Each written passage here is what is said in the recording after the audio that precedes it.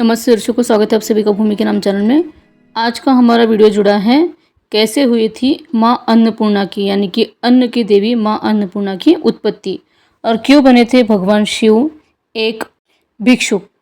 प्राचीन कथाओं के अनुसार एक बार जब पृथ्वी पर अन्न की कमी हो गई तब माँ पार्वती ने अन्न की देवी माँ अन्नपूर्णेश्वरी का रूप लेके पृथ्वी पर अवतार लिया था और सभी को अन्न उपलब्ध कराकर समस्त मानव जाति की रक्षा की थी।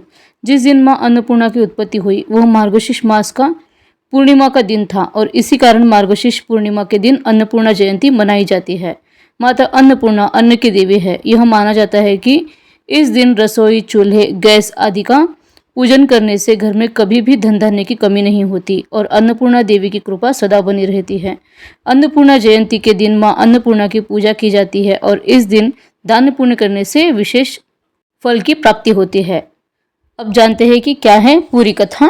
एक पौराणिक कथा के अनुसार एक बार जब पृथ्वी लोक पर अन्न और जल समाप्त होने लगा तो जनमानस में हाहाकार मच गया। ऋषियों और मुनियों ने भगवान विष्णु और ब्रह्मा को इस संकट से अवगत कराया। तत्पश्चात ब्रह्मा जी और विष्णु जी समस्त ऋषियों और मुनियों के साथ कैलाश पहुंचे।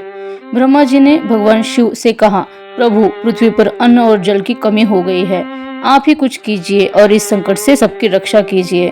भगवान शिव ने देवताओं और मुनियों को आश्वासन दिया कि सब कुछ यथावत हो जाएगा, बस वे शांति बनाए रखे। तत्पश्चात भगवान शिव ने पृथ्वी का भ्रमण किया।